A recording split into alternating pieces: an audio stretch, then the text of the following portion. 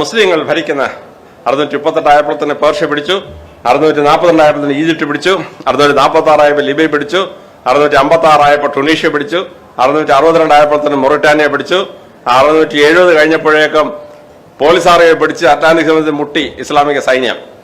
മുസ്ലിങ്ങളെ നയിച്ചിരുന്ന കുണ്ടൂസ് എന്ന് പറയുന്ന വലിയൊരു ഭരണാധികാരിയായിരുന്നു. മംഗോളിയർ എൻ ബ്ലോക്ക് ഇസ്ലാം മതം സ്വീകരിച്ചു. അങ്ങനെ ഇസ്ലാം മതം സ്വീകരിച്ചു കഴിഞ്ഞപ്പോൾ കസാക്കിസ്ഥാൻ 28 ലക്ഷം ചതുരശ്ര kilometre, Uzbekistan, Tajikistan, Turkmenistan, Afghanistan, Kyrgyzstan 68 ലക്ഷം ചതുരശ്ര കിലോമീറ്റർ. അത് ഇന്ത്യക്ക് ആകെ വിസ്തീർണം 32 ലക്ഷം ചതുരശ്ര കിലോമീറ്റർ ആണ്. അതിന്റെ 2 ഇരട്ടി സ്ഥലം ഇസ്ലാമിൽ വന്നു. 8 രാജ്യങ്ങൾ ഇസ്ലാമിൽ വന്നു. അപ്പോൾ മംഗോളിയറിൽ ചൈനയെ താമസിച്ച മംഗോളിയർ ഒഴിച്ച് ജംഗിസ് ഖാന്റെ സന്ധി പരമ്പരകൾ കംപ്ലീറ്റ് ഇസ്ലാമിലായി. അത് കഴിഞ്ഞ് 1991 ആയപ്പം നോർത്ത് ഇന്ത്യ പിടിച്ചെടുത്തു. 1953 ആയപ്പോൾ മലേഷ്യ ഇസ്ലാമായി. 1990 ആയപ്പോഴത്തേന് ഇന്തോനേഷ്യ ഇസ്ലാമായി. അങ്ങനെ ഇന്ന് ഇസ്ലാം 3,30,00,000 ചതുരശ്ര കിലോമീറ്ററാണ് ഇസ്ലാം ഭരിക്കുന്നത്. ഇന്ത്യയുടെ ആകെ ഏറിയ 32 ലക്ഷം, അതിന്റെ 11 ഇരട്ടിയാണ് ഇസ്ലാം ഭരിക്കുന്ന 67 രാജ്യങ്ങൾ. ഇസ്ലാമിന്റെ ആകെ ജനസംഖ്യ ഇന്ന് സുന്നി മുസ്ലിംസ് 170 കോടി കഴിഞ്ഞിരിക്കുന്നു. ഷിയ മുസ്ലിംസ് 25 കോടി ക്രോസ് ചെയ്തു. ബാക്കിയുള്ള മുസ്ലിം വിഭാഗങ്ങളെല്ലാം കൂടി 20 കോടിക്ക് മേളിലാണ്. അതായത് ലോകത്തിൽ ഇന്ന് മുസ്ലിങ്ങളുടെ അംഗസംഖ്യ 220 കോടിയാണ്. ലോകത്തിന് ആകെ ജനസംഖ്യ 800 കോടിയാണ്. അതിന്റെ 4/1 ഇസ്ലാമാണ്. 4 മനുഷ്യരെ എടുത്താൽ ഒരാൾ ഇസ്ലാമായിരിക്കും. അമേരിക്കയിലെ മുസ്ലിങ്ങളുടെ അംഗസംഖ്യ 60 ലക്ഷം ക്രോസ് ചെയ്തു. അമേരിക്കയിലെ 11 പട്ടണങ്ങൾ മുസ്ലിം ഭൂരിപക്ഷ രാഷ്ട്രങ്ങളാണ്. ബ്രിട്ടന്റെ തലസ്ഥാനമായ ലണ്ടൻ ഭരിക്കുന്ന ഒരു മുസ്ലിം മേയറാണ്. ഇംഗ്ലണ്ടിലെ 11 പട്ടണങ്ങൾ ഭരിക്കുന്നത് മുസ്ലിം മേയർമാരാണ്. അവർക്ക് മുസ്ലിം മെജോറിറ്റി പട്ടണങ്ങളായി മാറിയിരിക്കുകയാണ്. അപ്പോൾ 220 കോടി ജനങ്ങളുള്ള 3,30,00,000 ഭരിക്കുന്ന മുസ്ലിങ്ങൾക്ക് യഹൂദന്മാരുടെ വല്ല വിരോധം ഉണ്ടായിരുന്നെങ്കിൽ യഹൂദൻ എന്നൊരു വർഗ്ഗം ഈ ഭൂമിയിൽ ഉണ്ടാവുമോ? ഉണ്ടാവില്ല. ഇങ്ങനെ ഇരിക്കുന്ന സമയത്താണ് യൂറോപ്പിൽ യഹൂദന്മാർ പീഡിപ്പിക്കപ്പെട്ടത്. അപ്പോൾ ആദ്യം സെൽജുക് തുർക്കികളും പിന്നെ ഓട്ടോമൻ തുർക്കികളും യഹൂദന്മാരോട് പറഞ്ഞു, നിങ്ങളെ പീഡിപ്പിക്കുന്നെങ്കിൽ ഞങ്ങൾ നിങ്ങളെ രക്ഷിക്കാം, വരാൻ പറഞ്ഞു. അങ്ങനെ യഹൂദന്മാരെ മുസ്ലിങ്ങൾ 2 കൈ നീട്ടി വിളിച്ചുകൊണ്ട് താമസിപ്പിച്ചാണ് പാലസ്തീനിലെ മുസ്ലിങ്ങൾ. 1-ാം ലോകമഹായുദ്ധത്തിൽ ചേരാൻ തുർക്കിക്ക് യാതൊരു കാര്യം ഉണ്ടായിരുന്നില്ല. പക്ഷെ ബ്രിട്ടീഷുകാരുണ്ടാക്കിയ ഒരു ചതിയിൽ തുർക്കികൾ പെട്ടുപോയി. അങ്ങനെ തുർക്കികൾ ചെന്ന് 1-ാം ലോകമഹായുദ്ധത്തിൽ പെട്ടു. അപ്പോൾ ലോറൻസ് ഓഫ് അറേബ്യ എന്ന് പറഞ്ഞൊരു സേനാനായകനെ ഉപയോഗിച്ച് തുർക്കികളെ പരാജയപ്പെടുത്തി ഇസ്ലാമിനെ വിഭജിക്കാൻ തീരുമാനിച്ചു. അങ്ങനെ വിഭജിച്ച് Egypt separate, Syria separate, Saudi അറേബ്യയിൽ തന്നെ Oman separate, Yemen separate, Kuwait separate, Bahrain separate, UAE-യിലെ 7 രാഷ്ട്രങ്ങൾ separate, Palestine separate, Jordan separate, Syria separate. Ottoman തുർക്കികളെ വിഭജിച്ച് തുർക്കിക്ക് പുറത്തുള്ള 13 മുസ്ലാമിക രാജ്യം ഒറ്റ എംപയറായിരുന്നു. 13 സ്ഥാനത്തോട്ട് മാറ്റി കഴിഞ്ഞ് ഇങ്ങനെ നിൽക്കുന്ന സമയത്താണ് 2-ാം ലോകമഹായുദ്ധവും നാസികളുടെ പീഡനവും. നെപ്പോളിയന്റെ സമയത്ത് 5 ലക്ഷം യഹൂദന്മാരെ കൊന്നു. ബാക്കിയുള്ള യഹൂദന്മാരെ മുഴുവൻ സ്വീകരിച്ച് ഇസ്ലാമാണ്. ഇസ്ലാമിക രാജ്യങ്ങളെ കൊണ്ട് രക്ഷപ്പെടുത്തി ഫ്രാൻസിന്റെ കയ്യിൽപ്പെട്ട യഹൂദന്മാരെ. മുസ്ലിങ്ങൾ യഹൂദന്മാരോട് പറഞ്ഞു, നിങ്ങൾ വരിക, ഞങ്ങൾ പാലസ്തീനിൽ നിങ്ങളെ താമസിപ്പിച്ചോളാം. അങ്ങനെ മുസ്ലിങ്ങൾ കൊല്ലപ്പെട്ടുകൊണ്ടിരുന്ന യഹൂദന്മാരെ വിളിച്ചുകൊണ്ടൊന്ന് താമസിപ്പിച്ചപ്പോഴാണ് 2-ാം ലോകമഹായുദ്ധം തീർന്നപ്പോഴേക്കും പാലസ്തീന നാട്ടിൽ 1,69,000 യഹൂദന്മാർ വന്നത്. 1-ാം ലോകത്തിന് മുമ്പ് 36,000, 2-ാം ലോകം കഴിഞ്ഞപ്പോൾ 1,69,000. ഈ 1,69,000 മുസ്ലിങ്ങൾ 2 കൈയും സ്വീകരിച്ചുകൊണ്ട് വന്ന് അവന് വസ്തു കൊടുത്ത്, അവന് ആഹാരം കൊടുത്ത്, അവന് വീട് വെച്ച് കൊടുത്ത് യഹൂദനെ താമസിപ്പിച്ചാണ് മുസ്ലിങ്ങൾ പാലസ്തീന നാട്ടിൽ. പക്ഷെ 2-ാം ലോകയുദ്ധം കഴിഞ്ഞപ്പോൾ അമേരിക്കയും ബ്രിട്ടനും കൂടെ ഒരു തീരുമാനമെടുത്തു. യുവന്മാരെല്ലാം കൂടെ ഏരച്ച് അമേരിക്ക വന്ന ഒരു ശല്യമാണ്, ഇവർക്കൊരു ഓൾട്ടർനേറ്റ് താമസം വേണമെന്ന് പറഞ്ഞു. അപ്പോൾ റഷ്യക്കാർ പറഞ്ഞു, ഞങ്ങളൊരു കാര്യം ചെയ്യാം, യുക്രൈൻ്റെ സൈഡിലോട്ട് കുറേ യഹൂദന്മാരെ കൊണ്ട് താമസിച്ച യഹൂദന്മാർക്കൊരു ഹോംലാൻഡ് കൊടുക്കാമെന്ന് പറഞ്ഞു, കാസ്പിയൻ കടലിൻ്റെ തീരത്ത്. അതിനാദ്യ പടിയായിട്ട് വന്ന ഒരു യഹൂദന്റെ കൊച്ചുമോനാണ് സെലൻസ്കി യഹൂദൻ. അവനെ കൊണ്ടുവന്ന് ആ റഷ്യക്കാർക്ക് ടാപ്പ് വെച്ചുകൊണ്ടിരിക്കുകയാണ് ആ യഹൂദൻ സെലൻസ്കി. അതവന്റെ സ്വഭാവം. അതാദ്യം പറ്റിയില്ല. അപ്പോൾ അർജന്റീന പറഞ്ഞു, അർജന്റീനയുടെ ഏരിയയിൽ നിന്ന് ഒരു 50,000 ചതുരശ്ര കിലോമീറ്റർ സ്ഥലം ഞങ്ങൾ വിട്ടുതരാം, യഹൂദന്മാർ അവിടെ വാ, അർജന്റീന താമസിച്ചോളാം. അത് അങ്ങനെ അതിങ്ങനെ ചർച്ച പുരോഗമിക്കൊണ്ടിരിക്കുമ്പം അമേരിക്കയും ബ്രിട്ടനും കൂടെ ഒരു പരിപാടി ഇട്ടു. മുസ്ലിങ്ങളെ താർക്കണമെങ്കിൽ അവന്റെ ചങ്കിനകത്തൊരു പിച്ചാത്തി കയറ്റണം. അപ്പോ യഹൂദന്മാരെ വിളിച്ചോണ്ട് പോയവന്മാരുടെ 1.5 ലക്ഷത്തെ അവിടെ താമസിപ്പിച്ചിട്ടുണ്ടല്ലോ, അതിന്റെ കൂടെ കുറെ യഹൂദന്മാരോട് ചേർത്തിട്ട് മുസ്ലിമിന്റെ ചങ്കിനകത്തൊരു വാള് വെച്ചു കൊടുത്തു. അതാണ് ഇസ്രായേൽ എന്ന രാഷ്ട്രം. ഇസ്രായേൽ എന്ന രാഷ്ട്രം എന്ന രാഷ്ട്രം 947 ആയപ്പോഴേക്ക് യഹൂദന്മാരുടെ അംഗസംഖ്യ 3.5 ലക്ഷം ക്രോസ് ചെയ്തു. 1.5 ലക്ഷത്തെ മുസ്ലിങ്ങൾ വിളിച്ചോണ്ട് താമസിപ്പിച്ചത്, അഭയാർത്ഥികൾ താമസിച്ച്, ബാക്കി ഒരു 2 ലക്ഷത്തെ അമേരിക്കയും ബ്രിട്ടനും കൊണ്ട് താമസിപ്പിച്ചവിടെ. 47 ഇന്ത്യയെ വിഭജിച്ചമാര് ഇന്ത്യയെ വിഭജിച്ച് 11 കഷ്ണമാക്കി. ബർമയെ സെപ്പറേറ്റ് ചെയ്തു, സിലോണിനെ സെപ്പറേറ്റ് ചെയ്തു, നേപ്പാൾ, ഭൂട്ടാൻ, സിക്കിം സെപ്പറേറ്റ് ചെയ്തു, പാകിസ്ഥാനെ സെപ്പറേറ്റ് ചെയ്തു, മാൽദീവ്സിനെ സെപ്പറേറ്റ് ചെയ്തു. ഇന്ത്യയെ 11 കഷ്ണമാക്കി യഹൂദന്മാർ, ഈ ബ്രിട്ടീഷുകാര്. അടുത്ത പണി ഇസ്ലാമിനെ വിഭജിക്കുക എന്നുള്ളതായിരുന്നു. അതിനവന് UNO കൊണ്ടുവന്നൊരു മാൻഡേറ്റ് ഉണ്ടാക്കി. ഇപ്പോഴത്തെ ഇസ്രായേലിന്റെ 20% സ്ഥലം യഹൂദന്മാർക്കും 80% പാലസ്തീനികൾക്കും ഉണ്ടാക്കി കൊടുത്തു. അങ്ങനെ ഇരിക്കുമ്പോൾ 48 കലാപുണ്ടാക്കി മുസ്ലിങ്ങൾ താമസിക്കുന്ന 10 ഗ്രാമങ്ങൾ കയ്യേറി. അവിടുത്തെ സ്ത്രീകളെല്ലാം നഗ്നരാക്കി. അവിടെ എല്ലാം ഫോട്ടോ എടുത്ത് ബലാത്സംഗം ചെയ്ത് സ്ത്രീകളെ കൊന്നു. ഇപ്പോഴത്തെ മണിപ്പൂരിലെ മേത്തേക്ക് ആശയം കിട്ടി ഇവന്മാരുടെ ഈ യഹൂദന്മാരുടെ നിന്നാണ്. എന്നിട്ട് ഈ ഫോട്ടോ മറ്റ് ഗ്രാമങ്ങളിൽ കൊണ്ട് കാണിച്ച് ഇത് അനുഭവിക്കാതിരിക്കണമെങ്കിൽ സ്ഥലം വിട്ടോളാൻ പറഞ്ഞു. അങ്ങനെ ചുറ്റുമുള്ള ഗ്രാമങ്ങളിൽ ഇന്ന് മുസ്ലിങ്ങൾ ജീവനും കൊണ്ട് രക്ഷപ്പെട്ടു. അവർ രക്ഷപ്പെട്ട് ഗാസയിലോട്ടും ഹിസ്ബുള്ള ഇപ്പം താമസിക്കുന്ന വെസ്റ്റ് ബാങ്ക് തുടങ്ങിയ ഏരിയയിലോട്ടും മാറി. യുദ്ധം കഴിഞ്ഞ് തിരിച്ചു വരാമെന്ന് അറബികൾ വിചാരിച്ചത്. പക്ഷേ യുദ്ധം തീർത്തു കഴിഞ്ഞപ്പോഴേക്കും UNO വോട്ടിട്ട് ഇസ്രായേൽ എന്നൊരു രാഷ്ട്രം രൂപീകരിച്ചു. അപ്പോൾ ഇസ്രായേലിന്റെ ഏരിയ പാലസ്തീനിന്റെ 40%, ബാക്കി 60% പാലസ്തീനികൾക്കായിരുന്നു.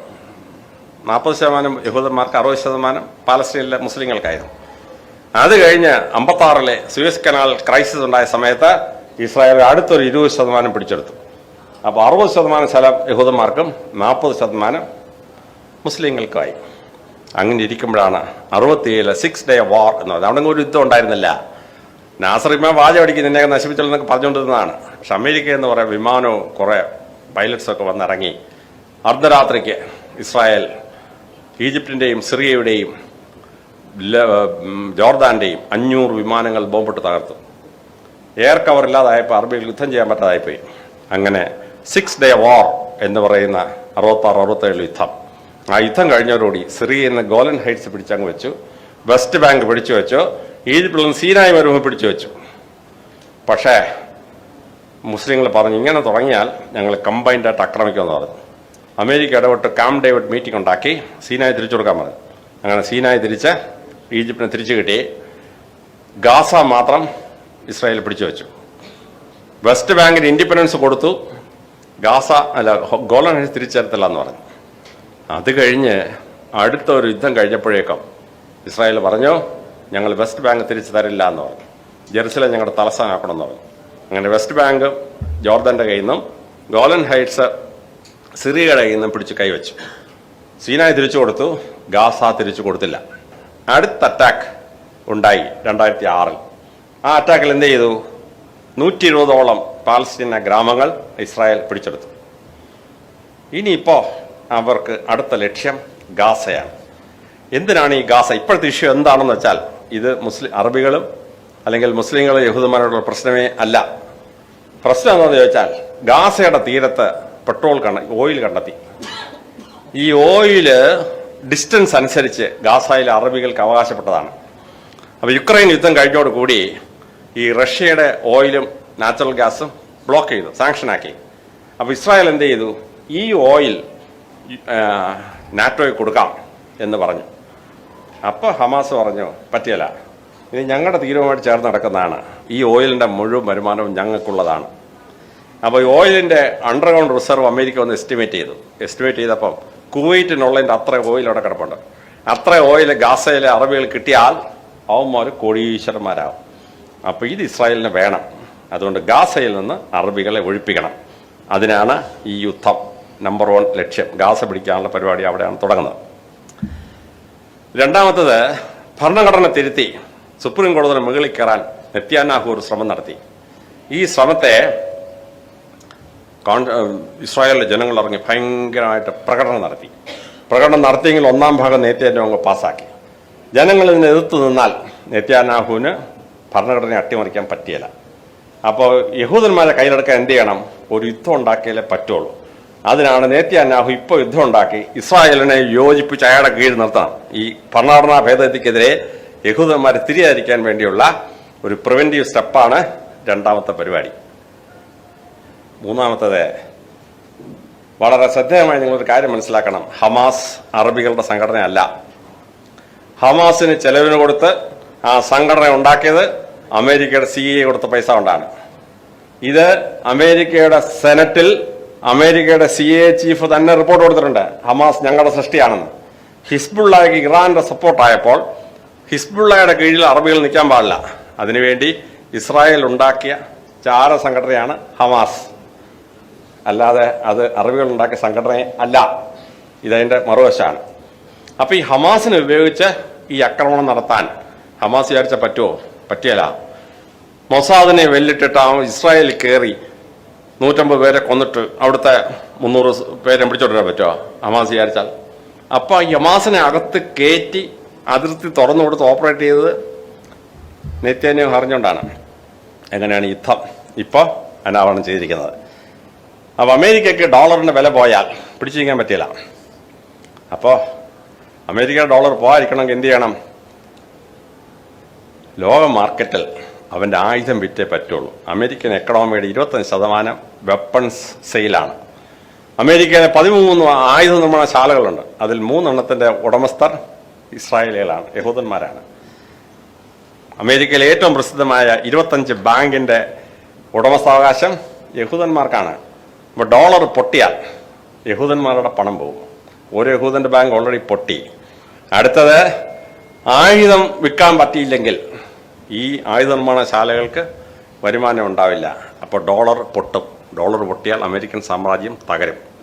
അപ്പൊ അമേരിക്കയ്ക്ക് ഒന്നുകിൽ വിയറ്റ്നാം യുദ്ധം വേണം, അല്ലെങ്കിൽ കൊറിയ യുദ്ധം വേണം, അല്ലെങ്കിൽ അഫ്ഗാനിസ്ഥാൻ യുദ്ധം വേണം, അല്ലെങ്കിൽ ഇറാഖിൽ യുദ്ധം വേണം. എവിടെങ്കിലും യുദ്ധത്തിൽ അവന് ജീവിച്ചിരിക്കാൻ പറ്റില്ല. അതിനാണ് യുക്രൈൻ യുദ്ധം ഉണ്ടാക്കിയത്. കൊല്ലുന്നതും ചാവുന്നതും സ്ലാവിക് ഗോത്രങ്ങളാണ്. റഷ്യയും യുക്രൈനുകളും സഹോദരങ്ങളാണ്. അവരെ തമ്മിൽ തല്ലിച്ചിട്ട് ആയുധം വെക്കുന്ന അമേരിക്ക. ഇവിടെ പാലസ്തീനെയും യഹൂദനെയും കൂടെ അടിച്ചാൽ ആയുധം വെക്കുന്നത് അമേരിക്കയുടെ. ചാവുന്ന ആരാണ്? അമേരിക്കാരനാണോ? അല്ല, യഹൂദനും മുസ്ലിമും ചത്തോളും. ബ്രിട്ടന്റെ അമേരിക്കയുടെ സാമ്രാജ്യത്വമാണ് ഇപ്പോൾ ഇസ്രായേൽ നടക്കുന്ന യുദ്ധം. ഇത് യഹൂദന്മാരും മുസ്ലിങ്ങളും തമ്മിലുള്ള യുദ്ധമല്ല. കഴിഞ്ഞ 1400 കൊല്ലം യഹൂദന്മാരെ സംരക്ഷിച്ചത് ഇസ്ലാമാണ്. യഹൂദന്മാർക്ക് പള്ളി വെച്ചു കൊടുത്തത് ഖാലിഫ ഉമറാണ്. യഹൂദന്മാരെ സംരക്ഷിക്കാൻ പറഞ്ഞത് പരിശുദ്ധ പ്രവാചകനായ മുഹമ്മദ് നബിയാണ്. യഹൂദന്മാരും മുസ്ലിങ്ങളും ഏകോദര സഹോദരങ്ങളാണെന്ന് പരിശുദ്ധ ഖുർആൻ പറഞ്ഞിട്ടുണ്ട്. അപ്പൊ ഇവരെ തമ്മിൽ യുദ്ധം ചെയ്യിക്കുന്നത് അമേരിക്കൻ സാമ്രാജ്യത്വമാണ്. അതുകൊണ്ട് കുട്ടികളായ നിങ്ങൾ ഈ പത്രവും ടെലിവിഷനൊക്കെ കണ്ടിട്ട് ഇതെല്ലാം വിഴിയും കളയില്ല. അതിനാണ് ഞാൻ കുറെ സത്യം പറഞ്ഞത്. ഈ യുദ്ധം ഹമാസ് ഉണ്ടാക്കിയതല്ല. കഴിഞ്ഞ 10 കൊല്ലത്തിനിടയ്ക്ക് പാലസ്തീനികളായ മുസ്ലിങ്ങൾ കൊല്ലപ്പെട്ടത് 27,000 പേരാണ്. തിരിച്ച് ഹമാസ് അങ്ങോട്ട് ആക്രമിച്ചപ്പോൾ മരിച്ച ഇസ്രായേലികൾ യഹൂദന്മാര് 1200. 1200 പേരെ ചത്താൽ ടെററിസം. 27,000 പേരെ കൊന്നാൽ അതൊക്കെ ഞങ്ങളുടെ സെൽഫ് ഡിഫൻസ്. ഇതാണ് ഇപ്പോഴത്തെ ന്യായം. അതുകൊണ്ട് പദ്ധതി കാണുന്നത് വിഴുങ്ങി കളയരുത്. സത്യം സത്യമായി മനസ്സിലാക്കാൻ നിങ്ങൾ കഴിഞ്ഞിരിക്കണം. ഞാൻ യഹൂദന്മാർ വലിയൊരു ആരാധകനാണ്. ആകെ നോബൽ സമ്മാനം കിട്ടിയതിനകത്ത് 20% പേര് 5-1 ആളുകൾ യഹൂദന്മാരാണ്. എന്നെ സംബന്ധിച്ചിടത്തോളം എന്റെ സിരയിൽ ഓടുന്ന കുറച്ച് യഹൂദ രക്തമുണ്ട്. ഒരു യഹൂദനായ ഒരു ഡച്ച് പട്ടാള ഉദ്യോഗസ്ഥൻ കുളച്ചൽ യുദ്ധത്തിന് സമയത്ത് ഞങ്ങളുടെ ഗ്രാമത്തിൽ വന്നു 30 പേരുടെ സൈന്യമായിട്ട്. അവിടെ വന്ന് ഞങ്ങളുടെ നാട്ടിലുള്ള ചക്കട്ടടുത്ത ഒരു സുന്ദരി പെണ്ണിനെ കണ്ടപ്പോൾ ഈ ഡച്ചുകാരനായ പട്ടാളക്കാരന് ഭയങ്കര ആകർഷണം. അപ്പൊ പെൺകുട്ടിയെ കല്യാണം കഴിക്കണമെന്ന് പറഞ്ഞു. അപ്പോൾ ഞങ്ങളുടെ അപ്പം പറഞ്ഞു, നിങ്ങൾ ജോലി രാജിച്ചോടെ താമസിക്കാമെങ്കിൽ സമ്മതിക്കാമെന്ന് പറഞ്ഞു. അങ്ങനെ യഹൂദനായ ഡച്ചുകാരൻ ഞങ്ങളുടെ നാട്ടിലെ ഒരു പെൺകുട്ടിയെ കല്യാണം കഴിച്ച് ആ പെൺകുട്ടിയിൽ ഈ യഹൂദനുണ്ടായ മകനാണ് ഇട്ടിത്തമ്മൻ തറയൻ. ആ ഇട്ടിത്തമ്മൻ്റെ മകളാണ് എൻ്റെ ഗ്രാൻഡ് ഫാദേഴ്സ് ഗ്രാൻഡ് മദർ. എൻ്റെ രക്തത്തിൽ ഇപ്പോൾ യഹൂദൻ്റെ രക്തം ഓടുന്നുണ്ട്. പക്ഷെ നിങ്ങളോട് ചരിത്രം പറയുമ്പോൾ സത്യം പറഞ്ഞേ പറ്റുള്ളൂ. ചരിത്രം പഠിക്കുമ്പോൾ സത്യസന്ധമായി ആ ചരിത്രം പഠിക്കാൻ ശ്രദ്ധിച്ചിരിക്കണം. ഏകോദര സഹോദരങ്ങളായ യഹൂദനും മുസ്ലിം തമ്മിൽ യുദ്ധം പാടില്ല. ആരുടെ രക്തം വീണാലും അത് മനുഷ്യരാശിക്കെതിരെ ചെയ്യുന്ന പാവമാണ്. യഹൂദനും മുസ്ലിമും ക്രിസ്ത്യാനിയും ഏകോദര സഹോദരങ്ങൾ ജീവിക്കേണ്ടത് ഈ ലോകത്തിന്റെ ഈ നൂറ്റാണ്ടിന്റെ ആവശ്യമാണ്.